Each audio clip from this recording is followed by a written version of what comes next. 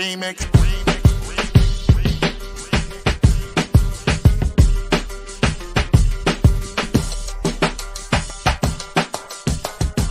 Remix. Remix. Remix.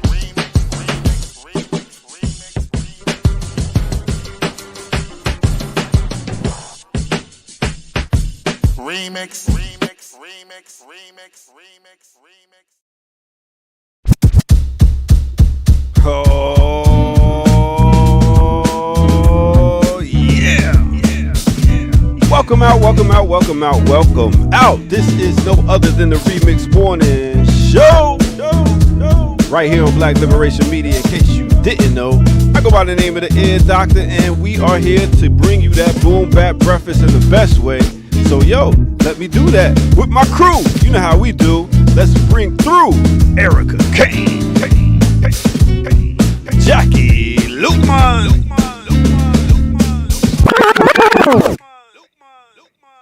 Yeah. Peace. Hey. Morning, y'all. Morning. Shining bright over there. Yeah, I know. My lighting is, I don't know what's going on in this room with this light. I don't know. Lighting? Let's get our camera crew up in there and fix you send up. Jose back. Who remember when I was getting the machines taped? I remember. And dude was like, excuse me, mommy. Excuse me, I have to take this up. Do you mind? Mira. Not mine. Not in Baba house. Acting up in Baba's home. Hey. You seen that brown sugar? He was like, hey. Abdus was like, too soon, motherfucker, too soon. Right. Yo, big up to all our remixers checking in this morning and this beautiful day. I hope y'all feeling better. You know what I mean? All right. Where's Kim? Yeah. Oh, I talked to Kim yesterday. Well, text her. She had mental fatigue. Okay. So she needed a that. little break. Yeah, she'll be back next week. And I get I have mental fatigue all the time. I just keep showing up. I was gonna say, I sent last weekend I sent up my mom made curry crabs for my best friend, and she left and drove back to North Carolina and left them crabs. So we said, oh, why don't we just give it to Kim? Because, we've been saying we'll make some curry for Kim. Yeah. So I drove it up there, and I didn't see Kim since. So, So you're the reason it's Mama. It's Mama is the reason. And her curry crabs. That's that what Kim is out of commission right now. Yeah. I get mental fatigue dealing with y'all lumpkins every week, but I'm here. So. Lumpkins? What's a lumpkin? Tell me what see.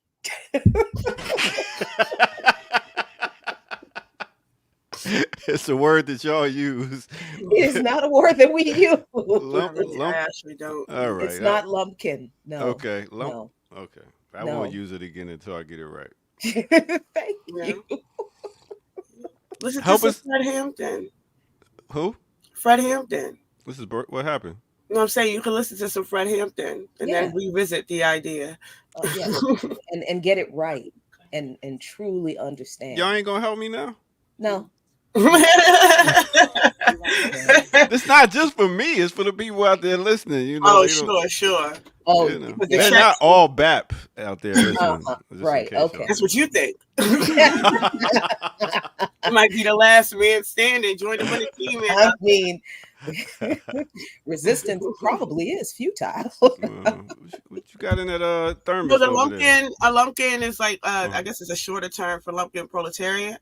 Lumpin. There's no K in there. I ain't even saying it right. Get it right. Lumpin. There's no K in there. Proletariat. I'm saying it like him. Got me all confused. Lumpkin proletariat is the, I guess I don't want to say bottom tier class, but there is the working class, and then it's the lumpkin, and those are the people without jobs, right? So we would consider like the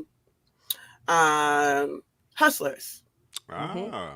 Yes, That would be me. That would be You have me. jobs, sir. I hustle. You're a worker. I don't have a black job. No, lumpen proletariat are literally like the people who have to survive through the underground economy. Yeah. No, I don't get a check. That's not the underground crime, bruh. Yeah, I didn't want to say the word. Oh, okay. I did not want to say the word, but pimps, prostitutes, hustlers, drug dealers, all our people on the margins. Right. All our people on the margins because they're pushed onto the margins. Ah, got you. Yes, that's the lumpen proletariat. That's not you. The way I was trying not to say crime. I know. I was like, how do I explain this without? You gotta say it. No, you don't. No, I mean, because I don't. I mean, who decides that, right? If they're on the margins, it is because of the capitalist system that places them there, right? So when we talk about a class of people, that lumpen is a class of people who fall outside of the working class because they are not able to get jobs for whatever reason, or they are not able to work. Because in some cases, it's not people with disabilities fall in a lumpen class because they are not able to work. So like Christopher Columbus. What? I don't know where he's going with this. I am so lost. This is why I don't be trying to explain stuff to you. I'm more lost than Christopher Okay, Columbus. the definition you gave me sounds like Christopher Columbus, a person working outside of the working class who's a criminal. He was hired. He was funded by the whole Spanish crown. He wasn't outside of the what? In fact, one would argue he's part of the bourgeoisie. He was totally a part of the elite. I thought there was a bunch of criminals that was sent from the. Right? Was they criminal? No. Criminality is not the sole. Oh, see, you sold me on crime. Perspective. It is people who are marginalized, who cannot get a job, who are unemployable. Got you. And in order to survive, they have to resort to certain activities that are criminalized and that they would be arrested for if they were caught, but that is the only way they can survive. So no, Christopher Columbus is not just because he's a genocidaire, it doesn't mean that he is lumpen.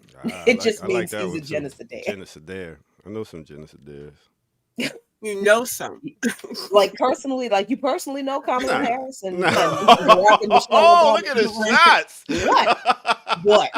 Look at the shots. I may be transforming yet again, but I am still Jack. Oh man. Well, that's how we starting it off on this beautiful morning. How you been, Jackie? I see you once a week. Well, I see darker than blue also. Wait a minute. I don't know how to take that. Should I be showing up more? Should I be? No. What? No, wait a minute. Now I'm insulted. I don't know. It's enough. I'm just coming off all wrong. I know you had a weekend with Kamal and the whole crew, so I was just wondering how it went. That's all. That was, man, look, let me tell you something. Organizing is a lot of work. It is very serious. It is very labor intensive, takes up all of your brain cells and all of your energy. But man, if you are not in a revolutionary radical organization that prioritizes building community, and doing it while we are working toward the future that we're trying to build, you missing out. Because man, that membership convening this weekend was the thing that I needed to detox from that whole experience I just went through and bring me back to reality and help me just be so thankful that I am not as backward and liberal as I was before I met these people. It was just great. And one of the reasons it was so fantastic was because of that other sister on this camera right now. She will never tell you that Erica Keynes will never, ever tell anybody how much work she does. Sure. And how good she is at it. So this is why we are here. Oh, you didn't watch That's the show a bad yesterday. sister. Let me listen. Erica is a bad sister. And this chick and Elon and Ja and Petros and all of the folks in the BAP Mid-Atlantic who were involved in this team, planning this thing, scheduling it, putting it together, putting the program together, volunteering during the event, making sure we got to the right place because it was a huge facility. They did it. And it was fantastic. And we had a great time.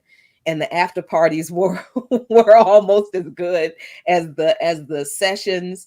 And it was the kind of edification that I really wish every radical organizer could have the benefit of having, because we need this right now. Because at this moment, we need to put our foot on the gas pedal and stand on that shit. And we need all of the encouragement and the energy and the good vibes and the good organizing that we need to do it. And we got that this weekend, I think. So nice. Let's give it up for Erica Keynes and the BAP crew. You know what I mean? Don't do all that. Thank you, though. Oh, see, anyway, can't even give her props. Don't listen to her. Don't listen to just finish what I was doing. Yes. No, well, say it's less. not that. It's that. It was a collective effort. Bravo. No, seriously, I think yesterday I spoke to it a little bit and I said it at the convention, but the culmination of the 6 years that I have been at BAP, I felt was the product of this weekend, because it was a reminder that while I've been here for 6 years and in my political and ideological growth in it has been sharpened, and I have been sharpened because of the people around me. Like, it was not an individual act. So while I appreciate the flowers, like, I walked into a room, I was cleaning, like, we just ended our workshop, so I was making sure all the rooms were clean and all of that. And so I came into the keynote when it had already started. And then Max was like, and Erica Keynes. And people just started clapping. I was like, oh. Thank you. So it's not really so much like, I don't like the fanfare. I appreciate it, but also that I do want to remind folks that, I am not me without them. So it is a collective thing. And then also to that point, so something that I spoke to one of the members about more recently is that friendship in this space. Let's talk right? about it. Because I think that people are coming to organizations because of the isolation that we are in, and then post 2020 especially, and they're looking for particular connections. Even the terms like community, right? It's about building connections with people, but on a level of friendship. And for me, when it comes to organizing, I am wary of that, right? Because I have my friends. And then I have my comrades. You can build relationships with your comrades, but I do think that there needs to be an understanding of what we are doing here in this space. So I was trying to get the link for the Instagram so you can maybe show some of the pictures from the convening. But when I said, look at these pictures of us. This isn't friendship. This is commitment. Like, you can see us all together, geeking, having a good time, laughing. But that's not a friendship that we have. That is a commitment we have to one another, that we are responsible for one another. And I think that is a different thing from friendship. So I'm always like wary of the ways that people come into a space looking for something that they don't have. Because Speaking of that. Yeah. Okay, Franklin. Speaking of not friendships, but I'm just kidding. Coming into spaces. Yo, my bad for stopping your flow there, Erica. Cool. That's good. You broke down that point. Because I would look at you as, you're not my friend, you're my comrade, right? Right. Okay. Just need to know that. Hey, come out! What, you late? You was listening to Sade's new single that just dropped? Young Lion? Young, shouldn't it be like old light skinned lion? Or? No, the name of the song No, is Young no. Lion. It was apology to her transgender son. Oh, Yeah. Oh, that's good of her. That's good of Sadie to do that. So, my bad. Do you feel the same way when it comes to comrades and friends within your organization? Do you separate that, understanding the difference? Yeah. Now, everybody who I work with, I'm not friends with by any stretch of the imagination. There are people who I feel politically aligned with, and we're supposed to be fighting for a common cause and struggle. And supposedly that's why we came together under the shell of whatever the organization is to do so, is to struggle for that cause. Mm-hmm. Obviously, you know, being close to people means that you probably will do more for them. You'll work harder with them. So those are all the supposeds. So developing relationships should help with organizing, but it also, you know, the opposite side, it gets in the way. People develop relationships, they break up with each other, people fight over what they think is power, they struggle around personality differences, and then they want to center everything. All that stuff wants to be centered within the organizational apparatus, as in, if we don't resolve these personal things, then somehow we can't do the political work, which I think is not the truth. But again, I think within the Western context of personalities and egos, that's partly how things work out, and even in so-called liberation struggles. Yeah. Did you give Jackie? Did you get Jackie a 5-second hug while you was up there? 10. Oh. Thank you. What are you, 5? Everybody on the screen is both comrades and friends. That's clear for me. Oh, look at that. Never been invited inside your house, but appreciate it. Almost. That's true. That's true. He almost known you for like 6 years. But, you know. I would invite you over for dinner. You go right past Kamal's house. He said, "I live over here." He'll give me the address 2 doors down. No, for the longest I don't time. even know. It was one of those doors. I don't know. He just said over here, this block.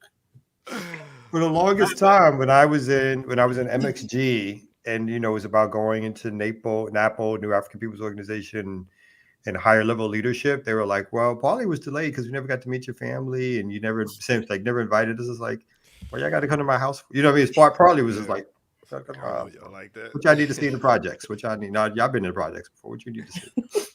You know, I mean, I get it. Of course, I get it. But you know, also there was a part of that, like that little private space that's just like yours to run away in. But I would gladly have all of you over, and I do owe you a breakfast. Jackie, so how about your whole your relationship with the organizations? Is it looked at as family, friends, comrades, or just a combination of both? Kind of depending on who it is, combination of both. I mean, there are people in the formation that I am comrades with, that I you know have no problem working with. And that's it. Right. And that's because look, just because you're an organization and you have the same purpose, people are people.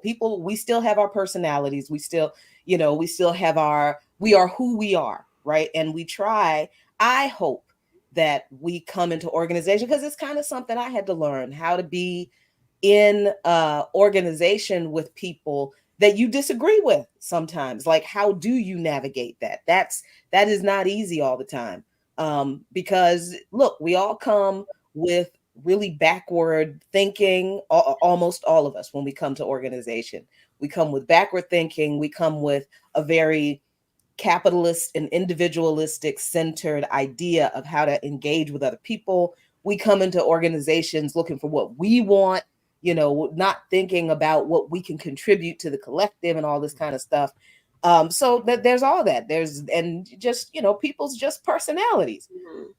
At 57, it's not a whole lot of people 20 years younger than me that I want to spend a whole lot of time with. I'm sorry. That's just because I'm tired. But them kids would not leave me alone. I am trying to have a nice conversation with my friend Jemima, and here they come. Aunt Jackie, we've been wanting to talk to you. Could you tell us how you went through blah, blah, Lord? 2:00 in the morning.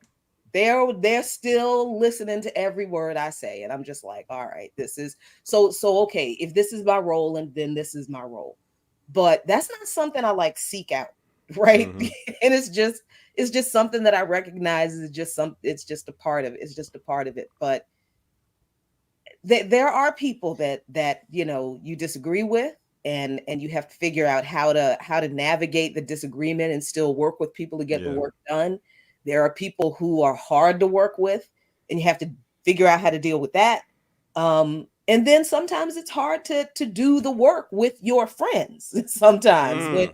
So there's all of this typical people stuff, typical personality stuff that you also have to deal with in organizing. So it helps to keep those kind of relationships separate and to know which relationship is which. So that you don't get like tripped up and be like, when you fall out with a person or two people, it's like, oh, it's the whole organization. And like, no, it's just being human. And so what I'm getting out of all this is keep your eyes on the prize, put the goal first, and don't, just always, and just stay away from the people who cause you problems. No, I think I'm just skeptical of people who come in with the idea that you're going to come in and make friends, right? Because that's something, again, that's built. But I think even more so, what I was saying, even more so than a friendship, I think that commitment, or what Sharice Bernaselli names as like the mutual comradeship, that's a different kind of relationship building because it's intentional. And I think it weeds out those kind of interpersonal issues that do pop up, because people are people, but it gives us a direction that if we agreed to have this commitment to one another, then how do we work out these struggles? How do we move forward? And it's to the point, organizations are not a hangout. It's not a club. Thank you. This is not a meetup. It's serious business, but it's even better when you like the people that you work with and that you're around, because during the encampments, we were together every single day for 20 days straight. You should hope you like those people. Right? Right. And somebody asked, where's LJ? How was it hanging with, I think she's doing some papers, or she's testing and stuff like that, doing terms and stuff. So that's why she's not here. She should be back, I believe, maybe next week. Also, Kim will be back, so we'll have the whole full crew. How was it hanging with LJ? I liked LJ. I was the first time I got to meet LJ. LJ presents much blacker in person than she does. You are the I expected LJ to be lighter and stuff. And I was like, oh, LJ's got some melanin and stuff like that. The light skin provocateur, ladies. So and LJ's first reaction when they saw me, I mentioned yesterday when I said one of the people, the first thing out of LJ's mouth was like, "Oh, you're smaller in person." Damn, not even a hey, how you doing? No. It was always like, wow. "Oh, you're tiny." I was like, "What do you mean I'm tiny?" And as I bulk up and let the chest fly out, make sure I was like, obviously, you don't got your glasses on or something's going on. You don't see all this pecs and pop. There were no pecs. LJ, we got a lot of that 10 second you'd feel the peck. There was a lot of pecs, Beavers. Boom. So I felt it. I like LJ a lot. She says she felt your heartbeat through your chest. LJ's a really good time. Oh, LJ appears a really good time on the screen, but LJ is a good time. Yeah. We had a blast with Clow and what's that stuff called? Coca leaves. Clow. Y'all What's the matter, Cabal? Coke leaves? What's wrong, Cabal? What happened? Coke leaves? Cabal? Even I know you're not supposed to be mentioning certain things. Even I know. Wow. Did y'all grind these Coke leaves up? No. That is not. It's just a leaf that it is a leaf. It's just a what? Is this a leaf that what? It's just a leaf that you chew. That's it. That's not. Oh, everybody knows what coca leaves. What does it do for you? Explain that part. Let me find out that we got Dr. Jared Balls on the screen. Pause. You do. Oh, wow. Not on the screen. I said Dr. Jared Balls. That's how they get It's the coca leaves that helps them get so much work done, I heard. Oh, okay. Oh, my bad. I wasn't supposed to say pause. I was supposed to say phrasing. There we go. My bad. All right. So I guess it's about time to get to some news. We could take our first break and get right to it. Right. One second. So somebody said, I hope that breakfast slapped. God damn, they can't stop talking about it. They're like, so the breakfast slapped, y'all. I mean, yeah. I can cook, people. I can cook. I owned a restaurant. I worked in restaurants. I could cook. This. Oh no, you owned a restaurant? Yes, I did. The pizza shop that he talks about, like Mama's Biscuits. You don't recall? I don't. You know the state of my synapses. Yeah. I do not. So. When he wasn't hiring none of the lumping.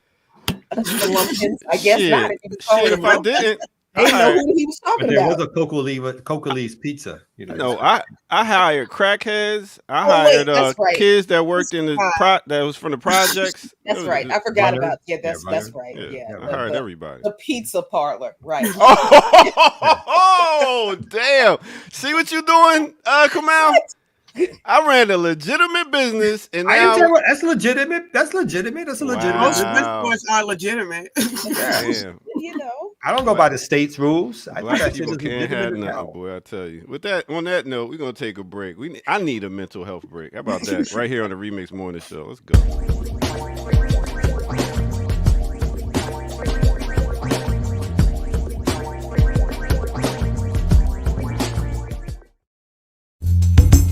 What's good, everybody? Let's get to a remix on the remix right here on the Remix Morning Show. Let's go. Let's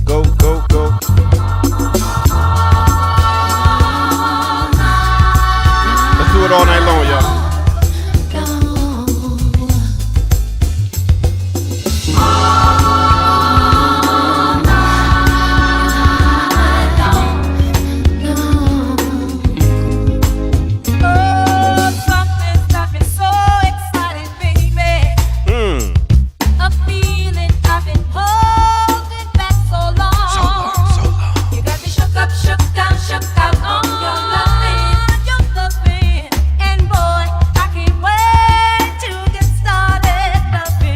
Sing it.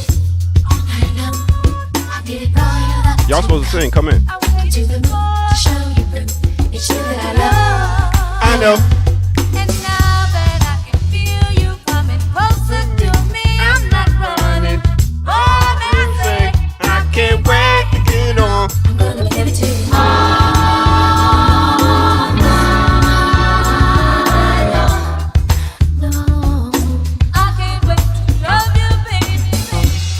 Good morning. Good morning, y'all. Welcome out.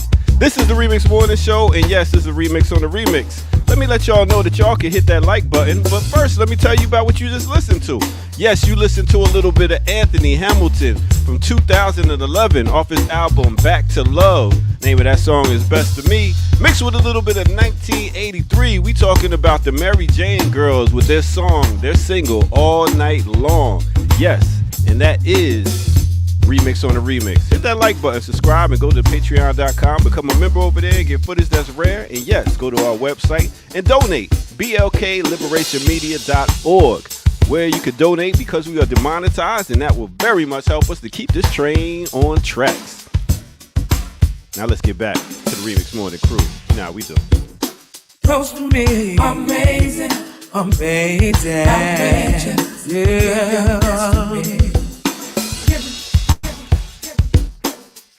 Yeah. That was damn good. It was. Thank you. Did you do that yourself? Somebody else did that? You just put it on? How did that? Negro, please. I just asked a question. This is the ear doctor. Listen, I don't ask you about when you do your megaphone stuff. You know, you do a great job. Your megaphone stuff. You yelling in the mic. You yelling at people in the street. I mean, this dude like got a the homeless whole person. No offense to the homeless people. This dude got the whole, That was good, son. Good. Thank you. Appreciate it. What do you do with those mixes, Air Doctor? You don't save them? I just do them on the spot. I don't think about it. As soon as I get up in the morning, right before the show, I just think about Wow. Look at that. Well, is there a way to make them downloadable? I will work on that. Yeah, because people would love Add that one on there. Patreon. That's what I was thinking. is $5 a pop. I like it, and That's what I was $1 could thinking. go to me. And then Yeah. for me, because it was my idea. Oh, she said my idea. Oh boy. We give you a quarter. You get a quarter water. Damn, quarter waters ain't even a quarter no more, are they? Inflation? No. You don't no. even sell quarter water still? I would think up in the bodegas up the I top. ain't seen Not quarter down here. water. The bodegas. All the songs back in the day that talked about, like, here's my number and a dime, call me anytime. You Ain't never no hear more. from them today. No. Damn, we used to use a payphone, man. That shit is crazy. House phones. Remember house phones? Even house phones, I exactly. still have a house phone. People call you on that, Jackie? Huh? People call you on your house phone? All of the robocalls go to the house phone. All the robocalls, the what are they? The scam calls, all of them. They go to the house phone. But Apis I didn't have a house phone.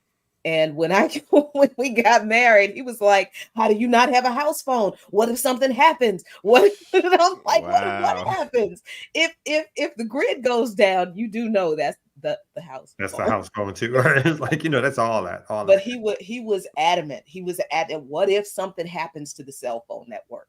That you never know. So we got a house phone. Why do you think about that? Damn. And now we'll be a mile away from home and leave our phone and be like, oh shit, I gotta turn around. You gotta turn right, exactly. Right. I can't live without it. But can you imagine though? Imagine the entire country used payphones that were just out in the air, and everybody put their grubby, filthy, disgusting hands on the payphone, and everybody had to think, and nobody died. Nobody died. Nobody.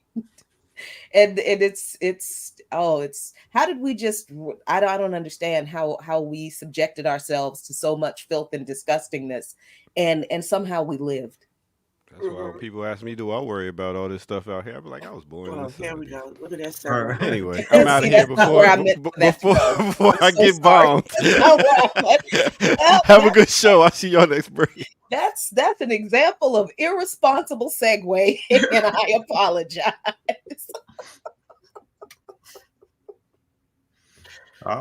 So hey everybody, thank y'all. Remix Morning Show. Jackie Lukman, Erica Keynes, Kamal Franklin. Y'all need to drop some money in the Black Liberation visit. Let's get what's going on with the Black Liberation Media. I felt a little empty. It felt a little empty to me. So can y'all drop a little change for y'all who haven't become subscribers since we got demonetized? Can y'all do us a little favor there and drop some change back in that so we can get a little bit more monthly income, support everything that we're doing, support the work that's happening. Just a little bit, $5 a month, $10 a month, $20 a month, $100 a month, whatever you can afford, $500 a month. Just show a little love. So if y'all can do that for us, that'd be fantastic. I'll drop that link in the chat. Y'all ready to slap the mat? Yeah. I think the ladies should ask for some money. I think that'll bring in some more money. If they asked over me? You hear what May said about $40? Let's go. Let's next scene. Slap the mat. I'm not asking nobody.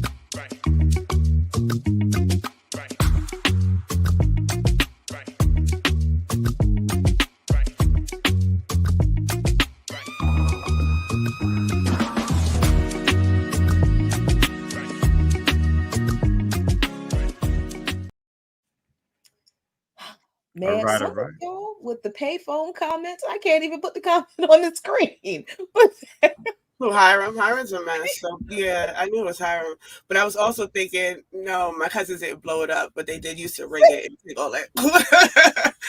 Break into the phone, yes. I've never seen anybody blow up.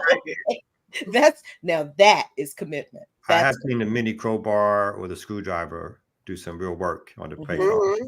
Screwdriver. Yep. They used to ring it all up and down Pickett Ave and then take all the street signs. It was bad. I used to just follow behind because whatever. There wasn't like cameras everywhere, so you could get away with a lot of like small petty good crime. So I know. I just used to follow around because whatever they were spending their change on, I was sure to go and get my portion. I was in that store too. I wasn't part of the crimes, but you I was benefited reaping the from the benefits.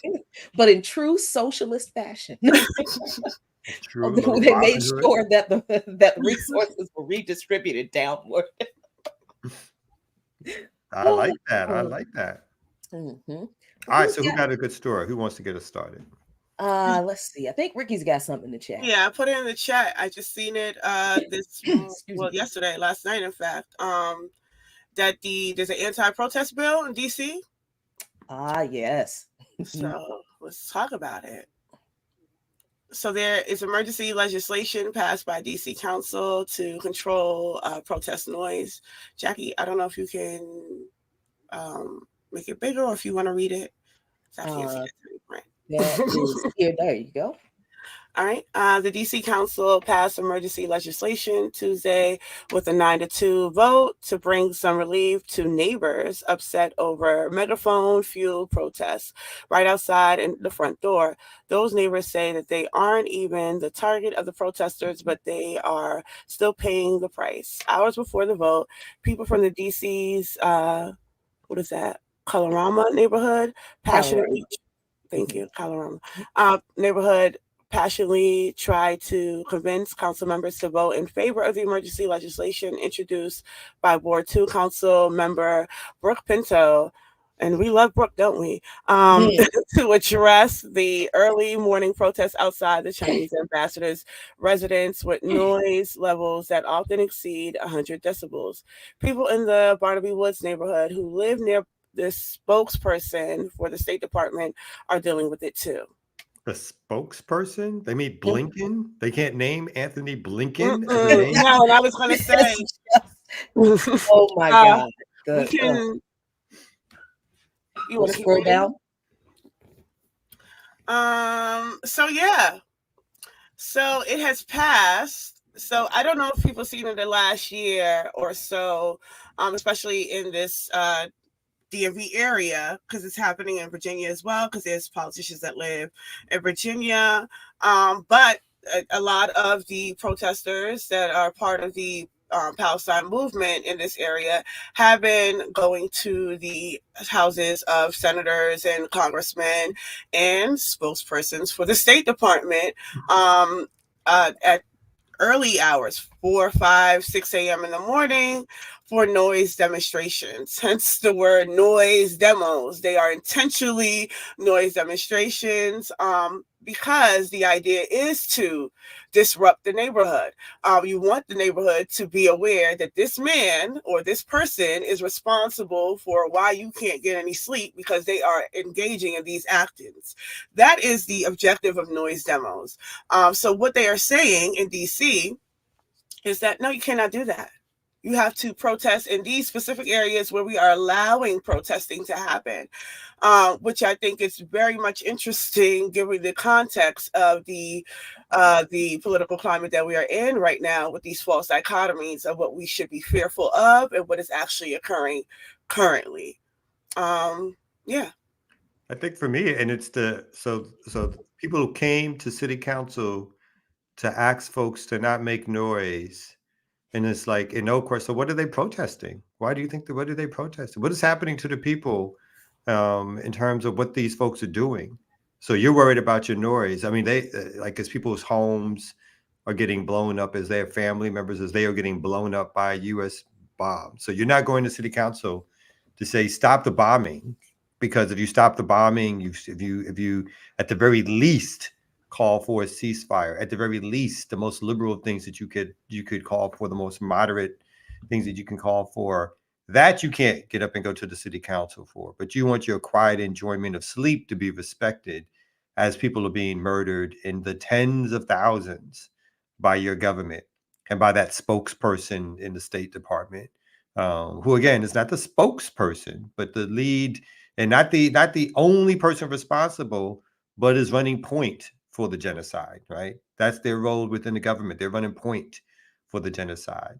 So that's your major concern, is that you can't get enough sleep. Not that people are being murdered in your name with your money, but you can't get to sleep. And that's, again, it speaks to the dysfunction, stupidity and backwards values that this country has and that people have adopted, obviously because of propaganda and other things. But if I give people a little agency, it don't take a lot for you to go from ABC to think that your quiet enjoyment somehow should go ahead of a genocide that's actively taking place. That's not hard to find. It's not hard for you to see if you just look and find out. So yeah, I mean, I think people, the fact that it's not shocking that the city council voted overwhelmingly to endorse this the stopping of protests or quieting down of protests, because that's also what they want. It's like, oh, quiet, just go back into your homes, again, be good consumers, let us handle things. We just want quiet. That's all we want from the population is quiet.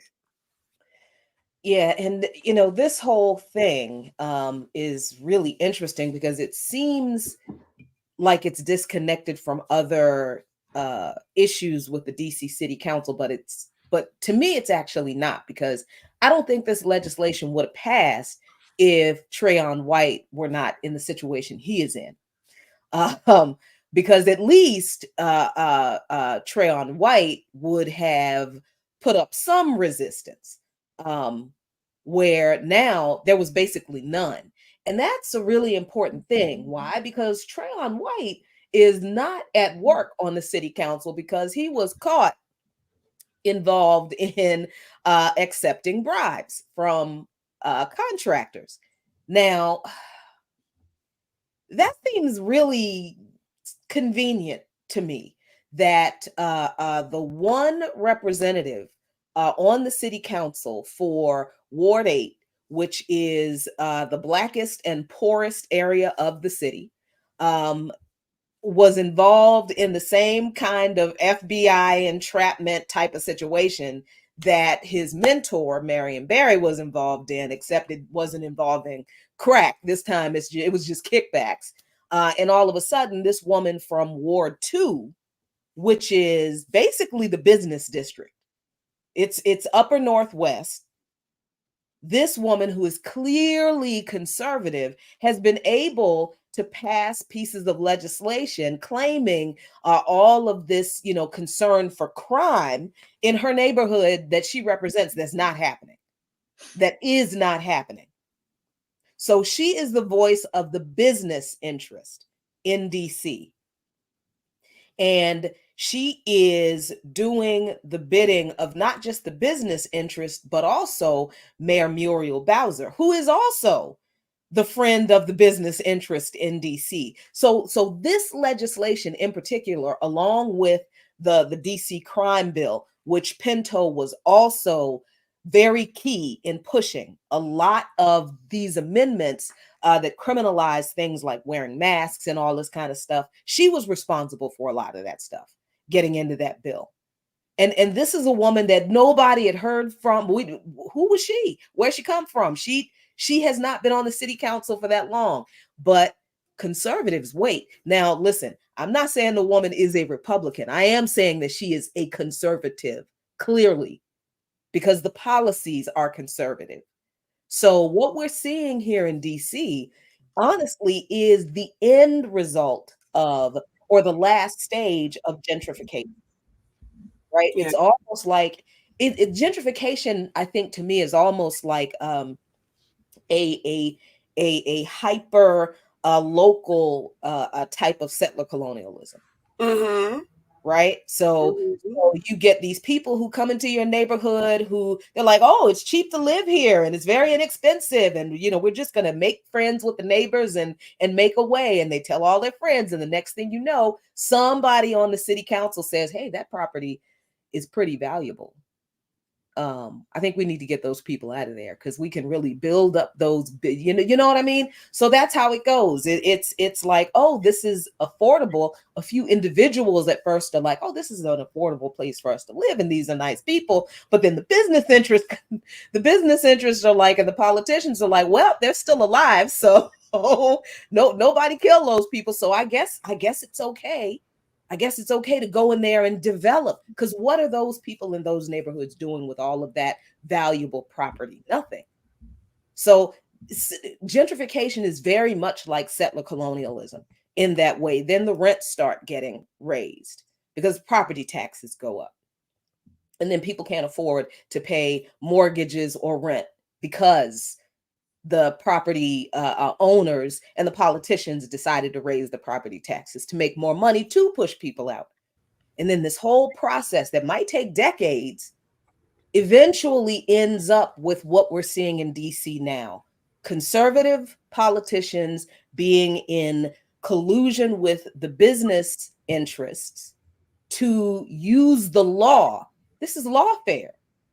To use the law to criminalize what's left of the indigenous population, to keep them in line and to keep the profits flowing, the super profits flowing. They want to keep they want to keep the natives on the reservation, right? Those of us working class and poor Black folks and Chicanos who are left, they want to keep us in Southeast DC and a little part of Northeast DC and a little part of Upper Northwest, where a lot of Chicano and immigrant communities are. And they want to keep us separate too. So they use these kinds of pieces of legislation to keep us out of the fully gentrified areas of the city where the businesses and the rich people are. And then when they keep us in our neighborhoods, then everything we do in our neighborhoods are criminalized, so that slowly but surely they put most of us in prison. And the rest of us, they eventually push us out because we cannot afford or stand to live in the city where we grew up in. So this is settler colonialism on a local level. This is what gentrification is. I think policy-wise, the lines between liberal and conservative have been so blurred that I don't even know if you can make the argument that Brooke is not just a typical liberal. That's true, yeah. At this point, especially when we're seeing that, because what we call Mayor Browser, right? These are all things that are happening while she is a Democratic mayor. This is under Democratic governance, and so I think the more that the party itself moves to the right and shifts to the right, it's a blurred kind of a dichotomy between liberal and conservative, especially when we see that liberalism, in fact, is ushering in fascism. To that note, I dropped something in the chat because it was sent to me, and I cackled very loudly because something is wrong with Angela Rye. Something is really seriously not okay, and it needs to be discussed. So sliding down a very slippery slope, and we cannot afford to be here. The election is 12 days away, and nonsense, particularly on the other side of the aisle. Their conspiracy theory, they won't even say her name right. That has to be checked in the moment, because that is what fascism looks like. That is how we start sliding down a very slippery slope, and we cannot afford to be here. The election is 12 days away, and nonsense, particularly on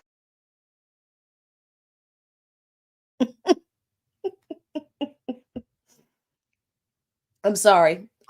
Sliding down to fascism is the mispronunciation of Kamala's name. Wow. So that's fascism. So that's what causes concentration camps. And the larger issue for me is something is not right with Angela Rye. Her on our television, and they keep putting her on our radios, and she is not okay. And Angela Rye has not been okay for a long time. Well, and yeah, she that's keeps being the political opinion broadcaster. Like, I don't understand what she does. What does she do? Because she doesn't really do law anymore. So she's just a pundit now. She's just getting paid for punditry. And she's the hip hop pundit. What are you talking about? She's the hip hop pundit. And no one and no host is going to interrupt her and say, like, do you want to say that again? Or are you serious? Or like do you know what Anderson had a back and forth, because Kamala's interview with Anderson was not the best. That's when she was asked directly about her immigration policy, and then she she moved on to talking about Trump and laughing about him taking the picture in front of the part of the wall that Obama built. But she never actually addressed her own immigration policies. And I think that was probably maybe the tougher of Anderson Cooper interviews that I was actually shocked. But I also think that he might be a Trumper. So that there's that too.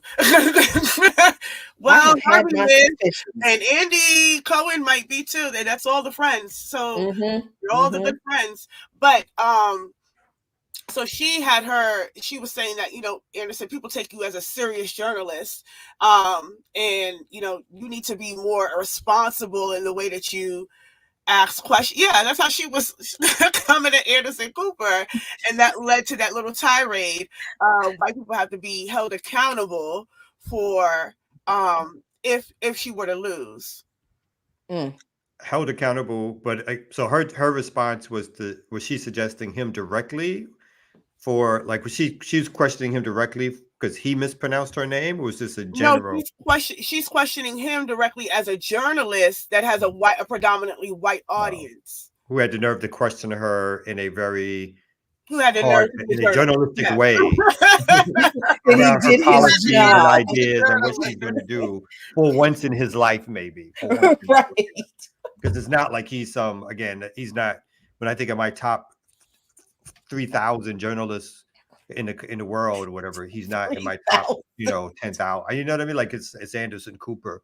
I don't think I take him seriously either.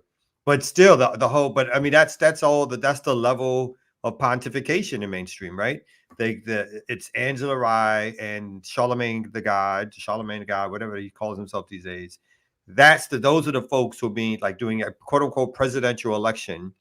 These are on the news outlet that considers itself the most mainstream, supposedly down the line piece of journalism, broadcast journalism that everyday people will find.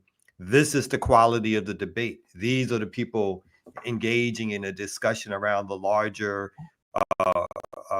election and by de facto role of the U.S. in both in the world and domestically, what takes place.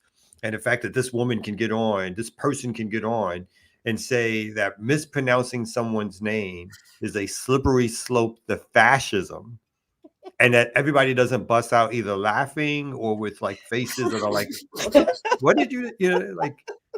And again, I don't want to keep going back. You have active genocides that are being created. Right. You have, you have the threat of a wall. Like, again, in her latest comment, Kamala latest comment has been that Trump didn't, like, she laughed at Trump because he didn't build the wall big enough, or he didn't build it far enough, or he didn't make, like, so she's gone from no wall in her prior iteration as a politician to, oh, no. I'm going to build the wall that Trump couldn't build. A bigger, better wall. Bigger wall. Yeah. So it's this, these people have no, and I'm hearing things that I'm being told by inside people, that she actually has a real chance of winning based on exit polls and so forth. And so they're feeling a little more confident in their camp. I have no idea. I can't predict anything when it comes to these things, but so there is a chance that this right-wing so-called liberal Democrat will become president. But the question becomes, will it make any difference whatsoever to you and I, and then people on the ground or people in other places, whether it's her or Trump? And my direct answer again is no. No, because it, like, to your point, in this political climate, to say that this is a slippery slope, that you have mispronounced the name. And I just want to highlight, shout out to Julie, the comrade. And I'm not going to say Julie's last name because this is the point that Julie was making, that nobody could pronounce things in that dialect because it's a Hindi term. And also, when it is your natural indigenous dialect, there's a certain way that you say it. And she argues that even Kamala is not saying it right because she has westernized the name, right? Because she is invested in Western society, because that is not even how. So Julie, who is Indian, argues that it's a ridiculous thing to even make that a thing when Kamala herself is not even, she has westernized the pronunciation anyway. So if that is a slippery slope to fascism in this political climate where you have the conspiracy charges against Yehuduru, and then what just recently came down on Samadoun, and what is happening to African Stream, and what is happening to the 60 charged with RICO and the cop cities, like it's just like, and on top of that, the genocide. And not just in Palestine, but they're actively supporting the UAE in Sudan, right? And then what they're doing in Haiti. Like it's just to say that is to be so politically ignorant. That's the word. Yes, but it's a proud ignorance. It is an ignorance and a purposeful ignorance, right? A purposeful ignorance. Not even a. It's a like they sat in rooms and said, "What should we make an issue here?" It's like people are fucking up her name all over the place. We can make that a huge thing around the respect of Black women, the respect of women, the respect of this candidate. We can really push that idea for folks to see what's happening, and everybody's nodding their heads again, like, yeah, that sounds like a great idea. Like, and that'll, and by in the back of their mind where they won't say out loud, and that way we don't really have to talk about policies as much, right? Because then we can make this all about a respect issue, and we can force people to feel bad because they can't pronounce the name Kamala or whatever like that. So, oh, great, let's really focus on it. Let's make that a huge thing where they've done commercials and ads, millions of views to pile on to be like, oh my God, it's the slippery slope of fascism to mispronounce this person's name.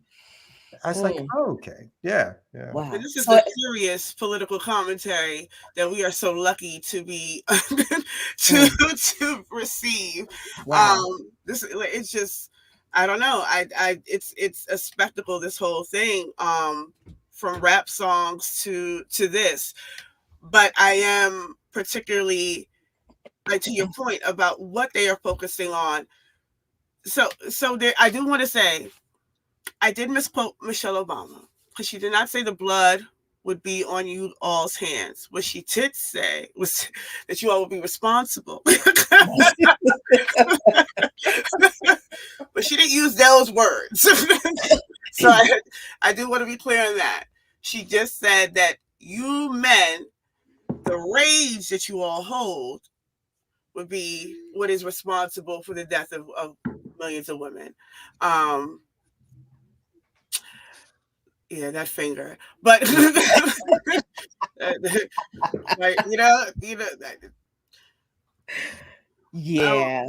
it was quite the speech, and I think what I'm interested in is the way that we have moved the goalposts in terms of the narrative around the abortion and Roe v. Wade, right? Because there is absolutely no acknowledgement that this was overturned during this administration of which she was vice president, right?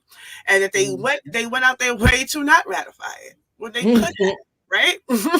Even right now, and even the bad strategy, right? The thing about the idea, the way in which the Democratic Party operates, they couldn't even keep their shit together to easily put in another Supreme Court justice because your RBG girl, RGB, whatever, she refuses to step down. So even in that way, it's like you guys had opportunities to do this. You had again, during your husband's reign, you had super majorities in both houses. You could have codified then without a blink of an eye. Without a blink of the eye, you could have codified then if this was such an important issue for you. And again, also notice that what they're not talking about, which the Supreme Court overturned, was all the things around affirmative action, right? Right. So that doesn't even get a bleep on the Democratic Party's radar of what should be important for Black people. Again, even with its limited success and who it touched, still it touched millions of Black folks in terms of access to colleges, loans. We've seen the numbers now where Black folks are being reduced in colleges in terms of the numbers of admissions post the taking away of affirmative action. Not a peep of like, that's a struggle we're going to bring back. Instead, again, as we talked about yesterday, what we get is crypto and weed. as the policy issue.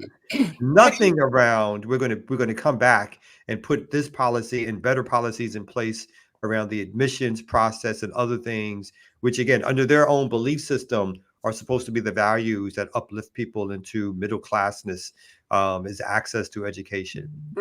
Why don't they bring it up? Because they don't want to offend white people who overwhelmingly supported the knocking down of affirmative action. So they're and like, Roe v. Wade, and Roe v. Wade. And Roe v. Wade. Yeah. Predominantly white women. That when you look at those protests against those anti-abortion protests, it is majority white women, and that is that doesn't get spoken about enough because they make it a gendered issue, so much so that now the issue has moved from abortion to now talking about maternal deaths, right? So in that speech that Michelle gives, she's talking about women dying on the medical table and women dying giving birth and things like that, with no acknowledgement that in 2010 your husband could have pushed for Medicare for all and did not, and then pushed for this faulty ass thing that is still a hindrance for people getting actual insurance and getting covered. But then beyond that, now, right, they had to do I believe in 2021 and in 2022, when the squad, for whatever the hell they were then, however much power they held at the time, refused to hold their refused to act as a block, right, to get Medicare for all at least on the table. So we knew once that got moved in 2021, it was never coming back, and it has not. So even talking about women dying on the table, especially when we know that Black women in this country exceed in maternal death rates, right? It's beyond. But that becomes now the fault of the overturning of Roe v. Wade, and not not the primary issue that we do not have any kind of just medical system, especially for people who are working class and lumpen, right? Because the focus is middle class, and the focus is on those who can afford it, those who are working, right? Because even when she talks about housing, people who are working should have a home, right? And it's like that's always been a line. How about people should have a home, right? So that's a democratic line, right? Because these are the ways that they are able to put privatization on as a solution, because they don't necessarily have to make it equitable. It just has to be accessible, and who's accessible to. It doesn't have to be determined by policy. They could just say, well, we provided it, and we have this private equity. Like she's talking about bringing in banks for homes and things like that, as if banks and housing is not the fundamental issue, and why she let Steve Mnuchin go in California, right? Then we forget about the collapse. So a lot of this is just like hand-wringing in foolery. Like every time I listen to these speeches, because she gave her grand speech, and I'm just like, what is going on? Like how are they allowed to say certain things and everybody just claps? Right. And I know for sure in most instances, especially when there's the booing and the clapping, that there are people in the front like, all right, clap, clap, clap. Mm-hmm. But there are people, because, the big deal for them was, oh, well, since Trump cares about size, let's show how many people are out there, right? But what they did not show was the protesters outside the gate that was getting beat up by police last night. Mm-hmm. Mm-hmm. Because that was a large number. That was a large crowd of people that showed up to counter what she was doing. But the overall idea that you can see people that are just so gallivanted by what is being said without actually listening to what is being said, or even considering the way that the Democratic Party is moving further and further to the right. Like it's just they're just moving lock and step with the party and saying, well, it's either this or that, and we might as well have this because that could be worse. And it's like it's just the point about the names that Angela Ryman. Like if you don't even understand what's happening right now, so yeah, sure, I guess that could be worse. Well, speaking to somebody who's never worse and always makes things better, it's time to bring up. Yeah, son. That's what I'm talking about. I'm at the crib chilling out. You know what I mean? I know, with all the candles. If that shit was real, that would be a fly crib, B. I was gonna say it looked like the spot. Yeah, thank you. I'll be outside sometimes and inside. Mm-hmm. They know. All right, so let's go ahead and take a quick break, and we're gonna come back with some more right here on the Remix Morning Show.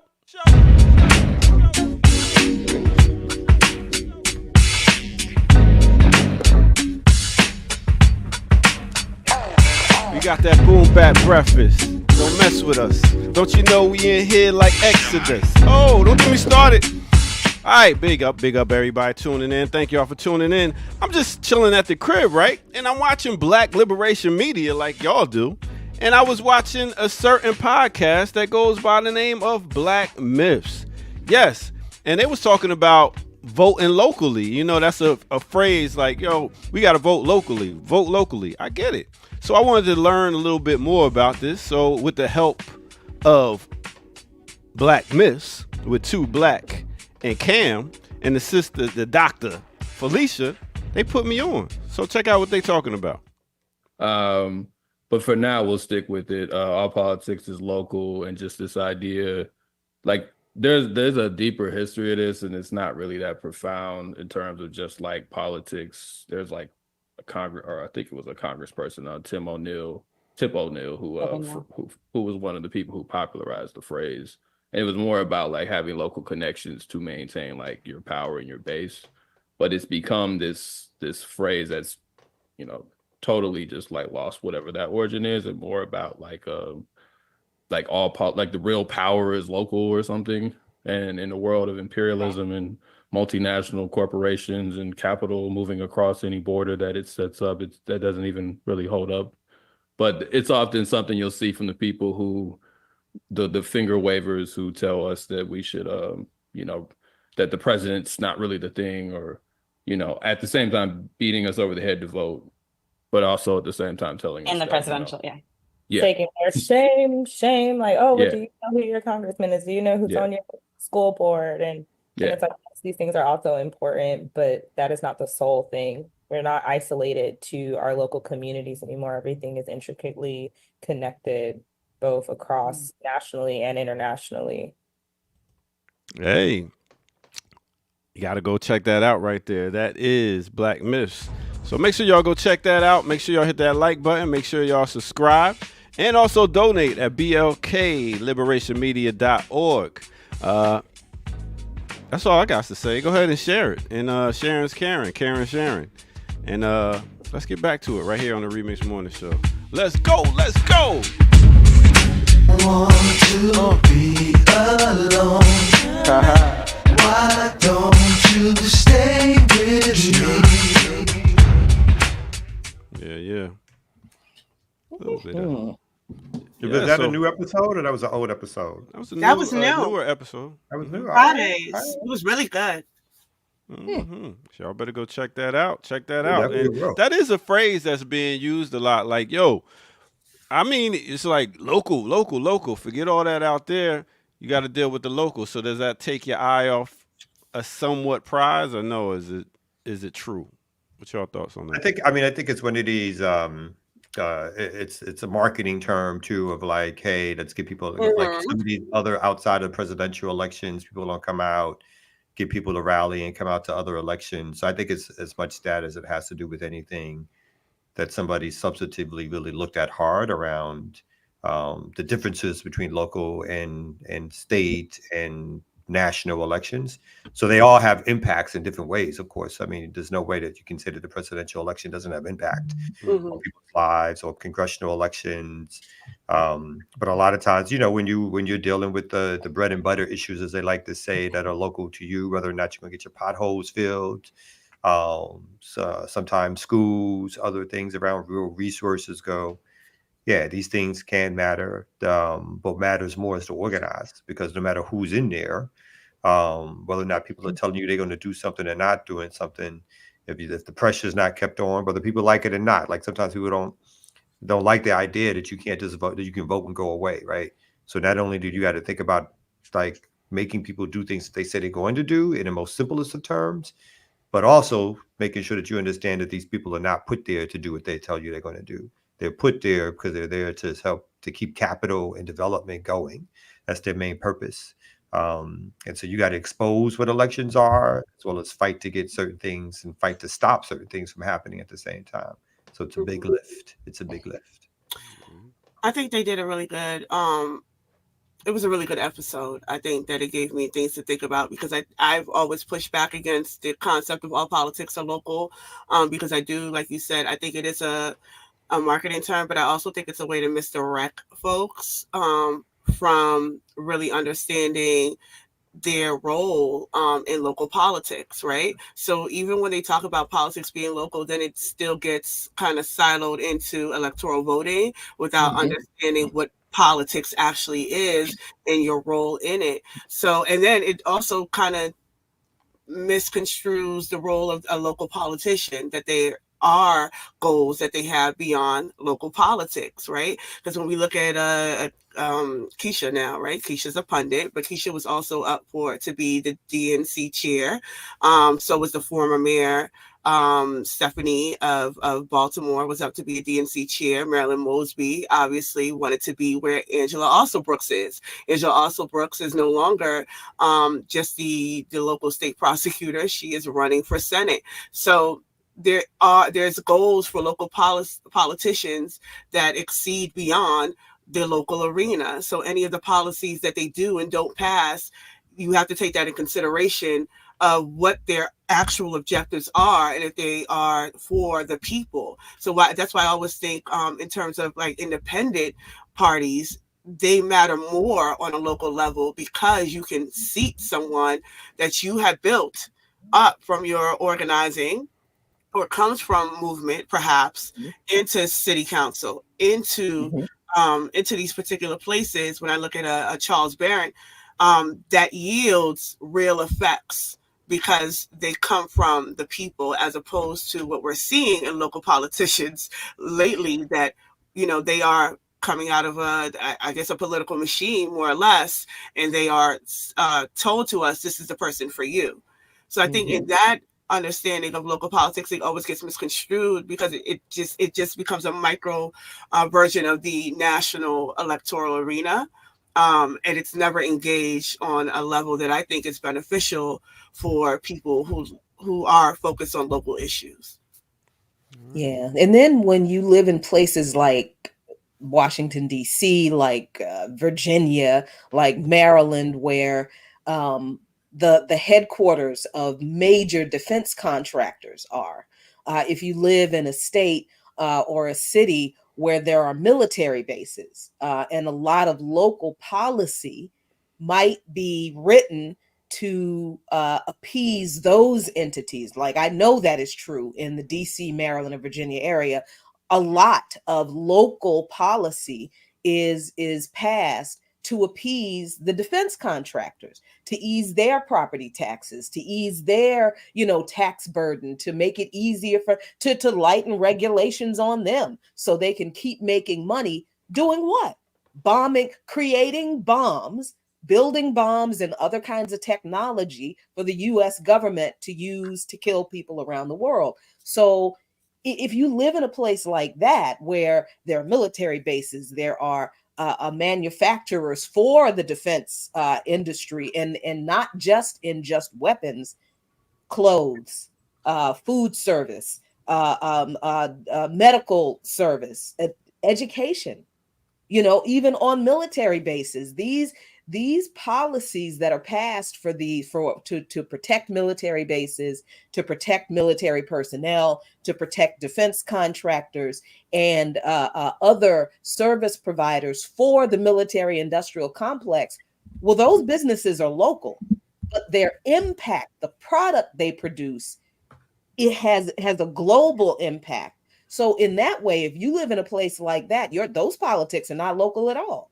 Those politics are absolutely international, and they affect you in the opposite way, because the money that is given or allowed by these entities to not pay, that's why you're broke, right? That's why the minimum wage is not $15, $25 an hour. That's why you don't have health care. That's why you can't get SNAP benefits. That's why your kid's public school in a neighborhood where everybody lives in an apartment doesn't get the funding that the kids on the military base get in their schools, or that the kids in the rich neighbors where the defense contractors live. That's why your kid in Portsmouth, in the city, it has a crappy a budget, because all the money goes to all of the rich people and the families of the defense contractors and all this kind of stuff. So yeah, politics are local, but just because the politics are done locally, it does not mean that they don't have an international impact that also impacts us.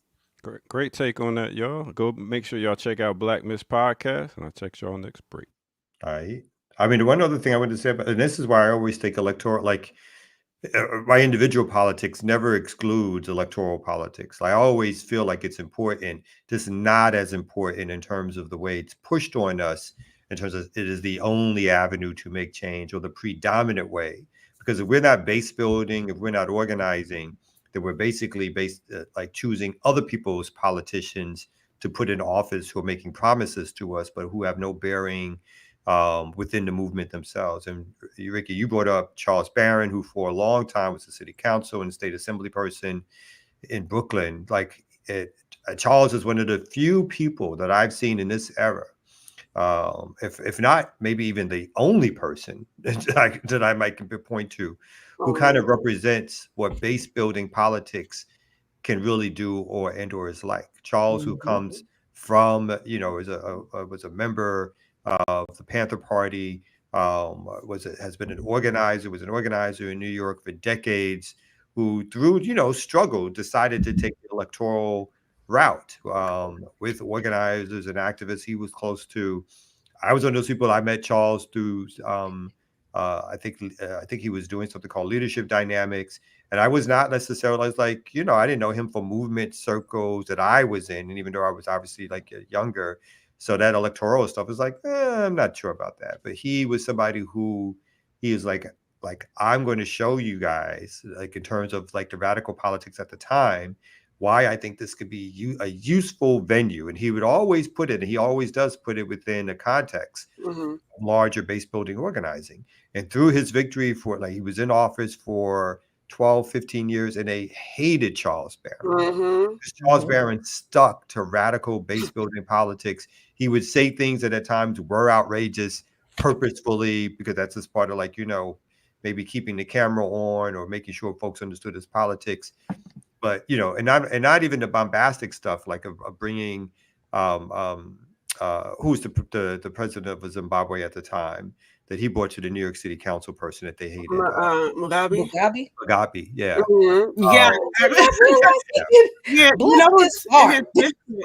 But one quick thing was that the most important thing that Charles did, through every district in New York has gentrified over the last 20 to 30 years, except for one, and that's Charles Barron's in East New York. Because he put in policies that any developer who wanted to do business in his area had to do a couple of things.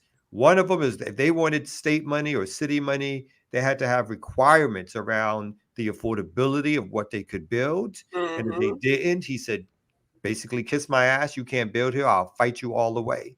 That act by itself of tying affordable housing, a housing that was tied to people's income levels alone, kept housing prices moderately stable during a time period where everywhere around him, and housing prices were exploding. And for the longest of times, they could not get Charles out of that seat, even when they were term limited. Charles and his partner basically to switch seats. He would run. He would run for the assembly, and when it was done, he would run for city council again, and she would run for assembly. So Inez and him, they continually kept on doing this, and they're continually trying to base build. And they're still at the stage where now they're like at an elder status or potentially retiring from these politics. but still at the stage where they're base building to find their replacements, right? And again, part of the organizing thing dilemma has been, whether or not people are ready to come up and step up and do this work. One critique could be that they haven't found somebody fast enough or people fast enough to do it. But the idea that the seats mattered in terms of what policies they could deliver is one example of why, people who hold these offices do matter to us, but it really only matters if we're base building and organizing in the streets. It don't matter otherwise. And to that point, if you go to, because I have folks that live in that area, they're building around East New York. So if you go, like, I think the BQE is in the back there. There's a Target, there's new homes and things like that they're building back there, but it's outside of that purview. Like, it's a certain district thing that they cannot move in on or haven't yet, because Charles is no longer in office. He doesn't hold a seat right now, but he is still base building. He is still organizing, and he is still, I think over the weekend, they just had a national conference where he was one of the speakers to discuss this, because I do think that he, and also Jackson is an example. I think Jackson is an example for other reasons. But I do think in terms of how do we use locally, how do we base build locally to then be able to use electoral politics? These are incredible examples. Because and when you think about where his district is, that's Hakeem Jeffries, that's Gregory Meeks, right? And that's who he was up against in terms of pushing these policies. And this is a very pro-Palestine man as well, up against these two pro-Zionist Africans that are pushing these policies that are not local. They are international policies, because if we remember, Gregory Meeks pushed that the malign Russian Act, which was threatening to sanction African nations that supported Russia in any kind of way or did any kind of business with Russia during the height of the Ukrainian proxy war. And Gregory Meeks is a representative out of Brooklyn as well. So that is the context of which Charles Barron was forging struggle. So when you look at East New York, and I think that says a lot too, because East New York, I think demographically is probably the poorer of Brooklyn, right? But in terms of the sort of political power that they've been able to gain through that mechanism, I think is important, because I was thinking about it in terms of Bluefields. When I talk about Bluefields, and I think I talked about Bluefields in Nicaragua before, and someone in the comments of that episode was like, they went and fact checked that Bluefields, 93% of the people are impoverished, right? Now, I was thinking about that in terms of when we look at conditions, and then we look at a particular kind of political power, why is it so easy for us to measure those conditions up to what we actually have? Because sure, we could say that the people in Bluefields are impoverished, but they own that land. Right. Full right. That is their land, right? And so we could say the conditions in East New York could be better, but these are people who could stay in their homes as comparison to Flatbush or comparison to even Brownsville, right? They get pushed out of Brownsville. And so, and comparatively, like, what does that mean when we look at these kind of demographics? So I'm just thinking about that just overall when we think about a local and international, just a narrative around how we're understanding political power. Because I think that's all important when we talk about local politics.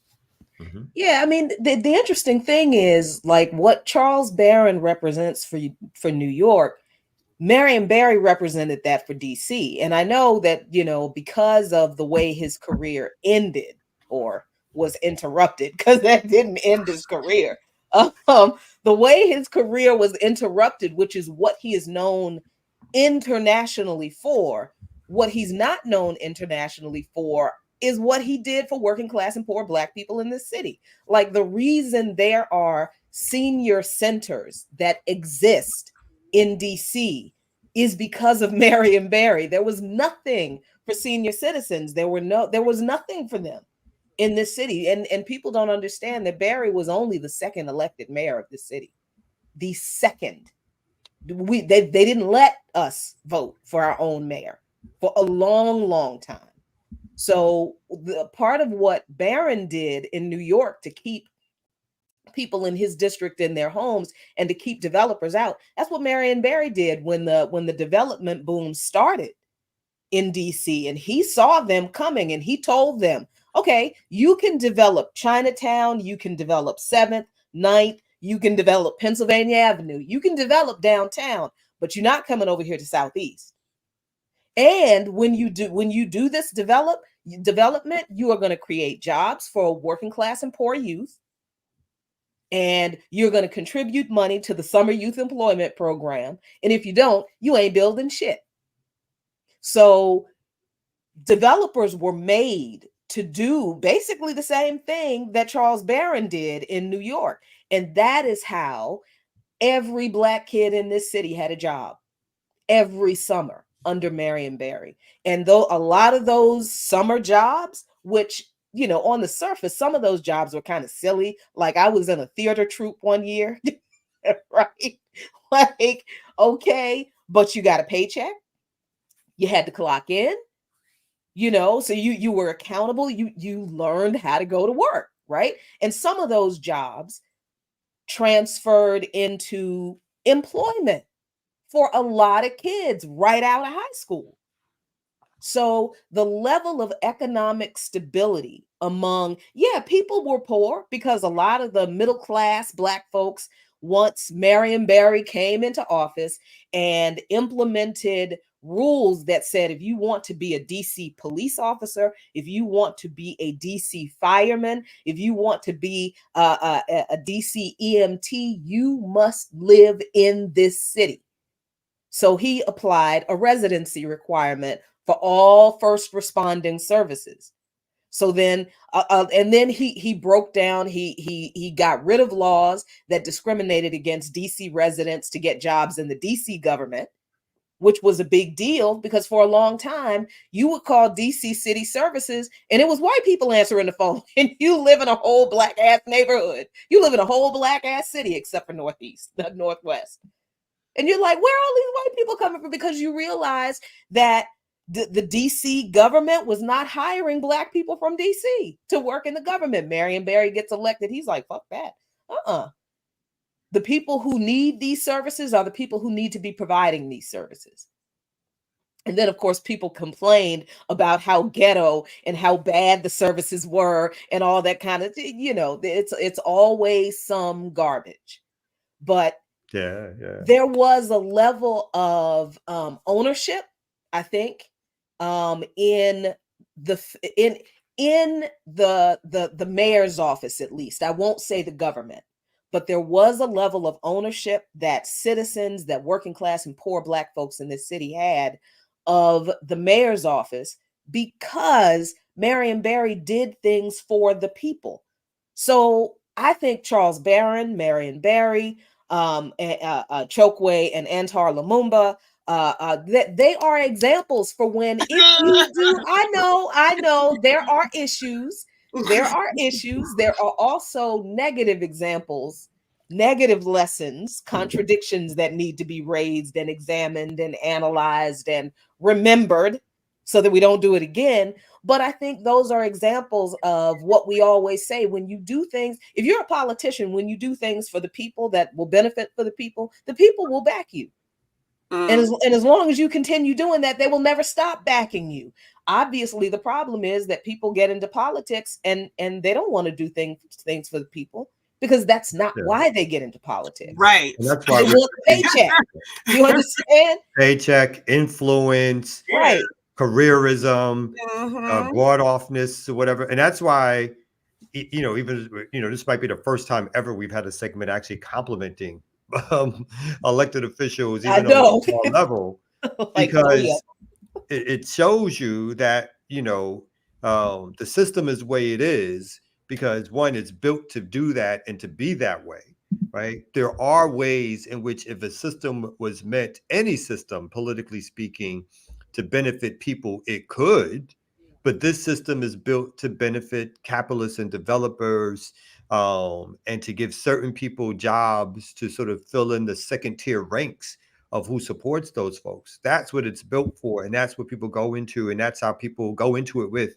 And it's the ignorance of people who go into politics that's always always, not shocking, but always just reaches a level of like, and when I say ignorance, I just mean I shouldn't say, when we say people who buy into the standard or status quo of what it means to be a politician. They'll preach to you and they'll give you nice words at times, but once they get into those offices, they are swept up into the current of like, oh wow, people are responding to things I say. I get to go to the certain parties. I get to meet certain people. I get access to certain resources, not only for me personally, bribery, but for my kids to get jobs, right? For my partner's new nonprofit to get donations. So all this, the corruptness of this system, that's why it's so hard to find good examples, because not only is it about people being politicized, base building, organizing to make those things happen, but the awash of the system is corrupt, capitalistic, domineering for development, works at the behest of capitalist systems and not at the people. So every now and then you get these breakthroughs, but understand that they're just breakthroughs until we can really organize at a proficient level to, again, either expose this system for what it is because of the limitations of even getting these people in office and what happens, and do the complete destruction and overhaul of a new system that truly is built to meet our needs as a people. Mm-hmm. Right. And I think we have to be clear that we're, we can always say, all we have to do is run our own people for political office, because the system is exactly as Kamau just described it. You don't throw anybody into that. You don't just toss people into that machine, because they're going to get chewed up and they won't get spat out. They will be turned against us. Do you understand? This is not something where it's just like, oh, just run anybody, just put anybody on the. No, we cannot do that. No, because that's how compradors are made. Mm-hmm. That's a part of how compradors are made. These inexperienced, like Kamau said, these ignorant people get running for office and not prepared for all of the shady dealing, the lies, the backdoor, the secret meetings and the bribes and all of this kind of stuff.